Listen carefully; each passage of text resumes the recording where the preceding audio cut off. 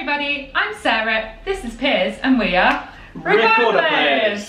Welcome back to Team Recorder. Today I am in London at the London International Festival of Early Music, and I have taken this opportunity to meet up with the English recorder virtuoso, Piers Adams. Hello. For those of you who don't know Piers, he has long been a mainstay on the English recorder scene. You play in an ensemble called Reprise. I do. Right? You know, I never quite know how to describe it. It's basically Baroque music, but Yeah. it's kind of a bit weird at the same time.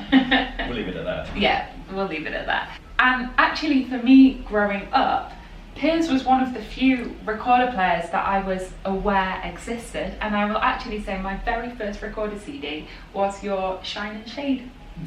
Well, I'm impressed by that. Not Yeah. many people know that disc. Oh really? It's a bit of a collector's item. As a teenage recorder player, not really knowing if this was something that you could do, Piers was one of the few people who I could look at and be like, oh my gosh, it's possible. Could you tell me how you became a recorder player? Yeah, it's kind of by default. So I started off in school, secondary school actually. I had a head of music there who was a big David Munro fan. Yeah. And he started an early music group and had a big chest of Renaissance wind instruments. Wow. And I got invited into that group. We did compulsory recorder actually. Most people stopped at the end of primary school, but he carried on. So, and then after a couple of years I said, hey, I want to learn a real instrument now, and he said, well, just carry on with the recorder. And I thought, can you do that? I didn't know you could do that, but I did.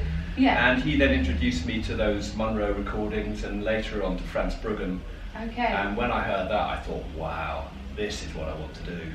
Wow. And then I thought, well, obviously you can't do this for a living, you know, it's great fun, but obviously I've got to do something sensible, so I went off and studied physics at university. And then I thought, you know what, I haven't really got the mind for this, maybe I'll just give this recorder playing a try for 1 year, and I'm still here, 35 years later. What was your early career like then? Was the recorder scene similar to how it is today? Well, it was a lot smaller than it is today, I guess. There were fewer players, but I still had the feeling like it had all been done. You know, and this is the difficult thing. So I came in, you already had Franz Bruggen and you had Mikkel Petri as the two kind of star recorder soloists. And it was really hard to know what to do actually, because I thought, well, the world doesn't need another recorder soloist. And so I spent a lot of my early years just trying to sort of think, well, okay, where am I going to go with this? And so it kind of took about 10 years till I finally came up with the idea of Red Priest, and that's really been the mainstay of my career ever since. Yeah. It might seem like a sort of strange path to think, what can I do that's different? Mm-hmm. Or sort of a bit negative to think, well, that's been done, so I can't do that, I can't do this, so what's left? But actually, you know, out of that, it's amazing kind of wellspring of ideas can come to you. Yeah. And was that the kind of mindset you started Reprise with? Yeah, completely. But I think the main sort of driving force was the feeling that Baroque music performance, early music performance, had become very serious and a bit prescribed, you know. And it was a little bit negative actually, you know, you can't do this and you can't do that because that's all wrong and that's not what the composers did.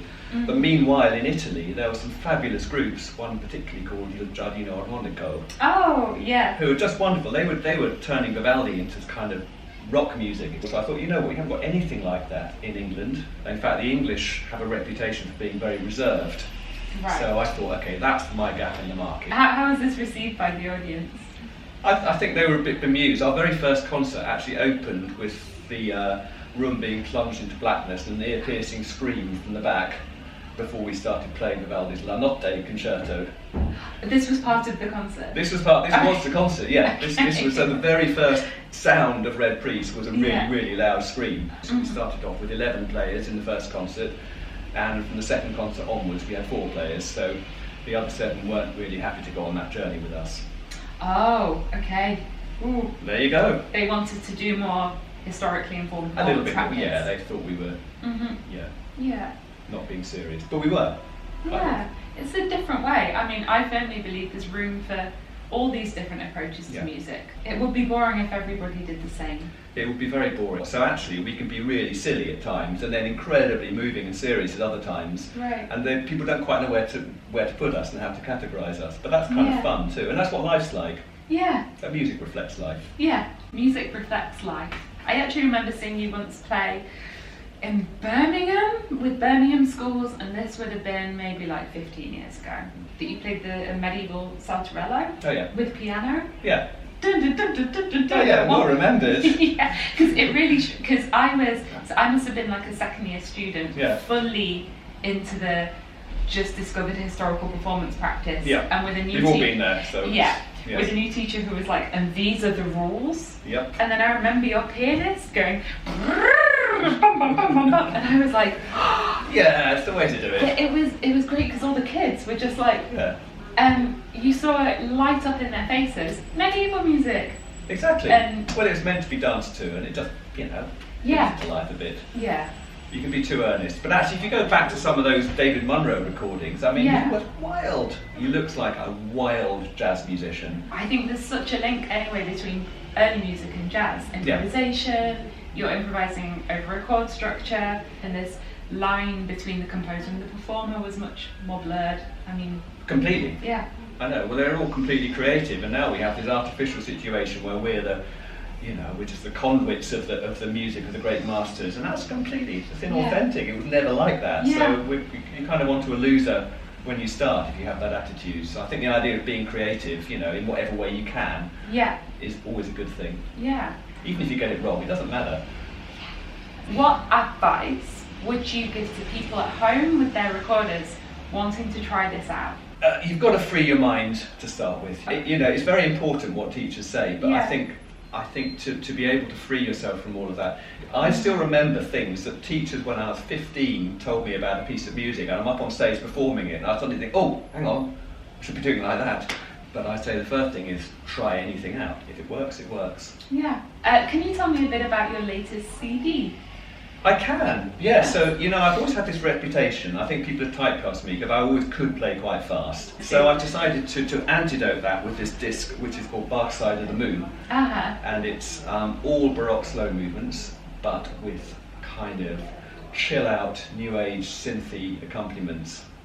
It's cool. I love like this. Yeah, I like instinctively love this. And you've brought a whole load of instruments with you today. I have.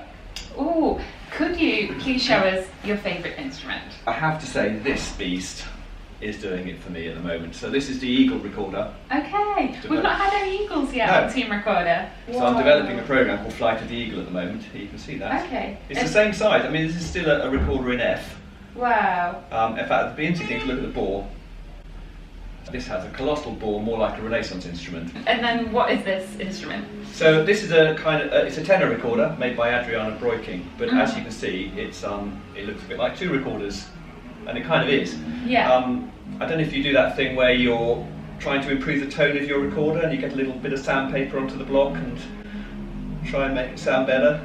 I haven't dared to do that. No. I'll be honest. I've done that a few times, and unfortunately, sometimes head joints end up in the bin. And the black one that originally went with this middle joint was firewood. That is literally every recorder player's worst nightmare. This is a really lovely tenor. It's got a lovely rich bottom note.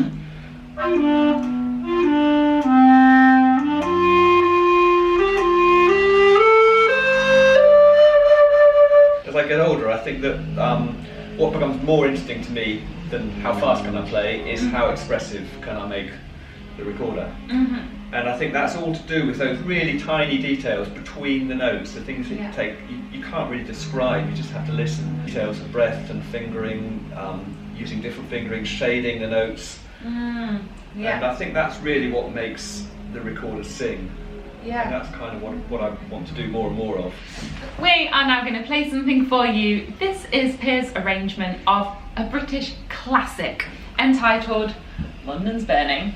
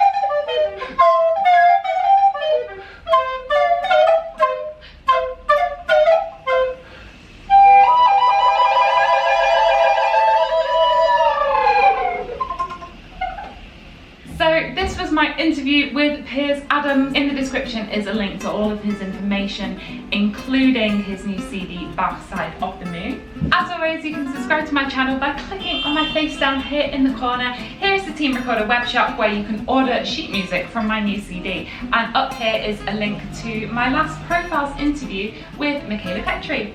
Thanks for watching and have a great day. Bye!